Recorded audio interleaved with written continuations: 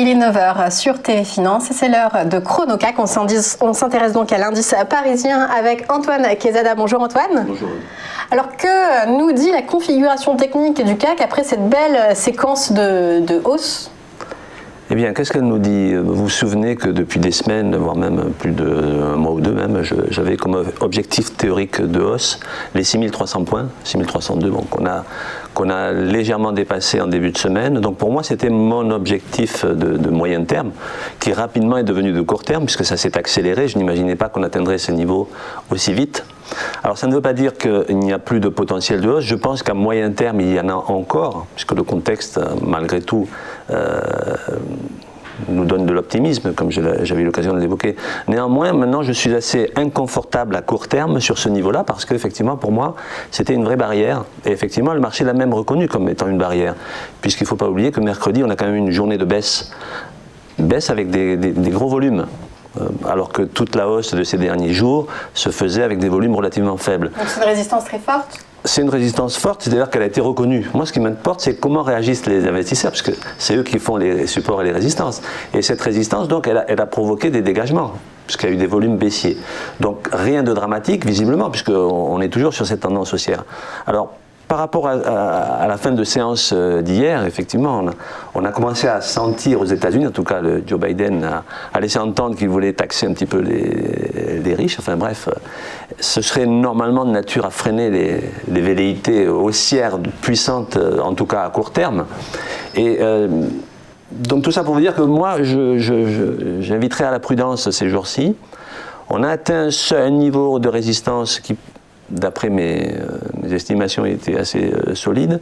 Rien n'a vraiment changé d'un point de vue macroéconomique, puisque tout va plutôt pour le mieux. Mais voilà, cette baisse de mercredi, pour le moment, elle n'a pas laissé de traces, mais je dirais que si on vient à casser le plus bas de mercredi, c'est-à-dire les 6154 points, qui est donc le plus bas de ce mercredi, on risque à ce moment-là d'entamer un retracement un petit peu plus copieux, qui ne serait pas dramatique, mais qui provoquerait tout au moins la cassure de cette grande oblique haussière qui est là tracée depuis plusieurs semaines, et qui, de facto, pourrait nous ramener à des niveaux, alors là je fais mon extrapolation, donc si on casse les 6154 en clôture, donc le plus bas de mercredi, il y a de fortes chances que l'on revienne sur les 6100 points. Et les 6100 points, ça correspond à 50% de retracement de la dernière poussée acheteuse que l'on a connue ces 2 dernières semaines. Donc, que dire ? Je pense qu'il faudra scruter aujourd'hui, puisqu'on fait du chronocac, on fait de l'intraday, il faudra scruter le comportement des indices américains cet après-midi. Est-ce que le petit coup de semonce d'hier soir va être suivi d'effet aujourd'hui? Et à ce moment-là, je pense que le fameux appétit pour le risque dont on parle tant, qui n'est pas un appétit pour le risque, parce qu'en fait les marchés ont monté sans aucun risque, hein, ça m'a toujours fait sourire cette expression. Les humains ne sont pas si courageux que ça, hein, ils n'ont pas un gros appétit pour le risque, ils ont de l'appétit pour le gain, et c'est vrai que si on leur donne un chèque en blanc, ils le prennent, c'est tout à fait logique, même si c'est pas forcément normal, mais c'est logique.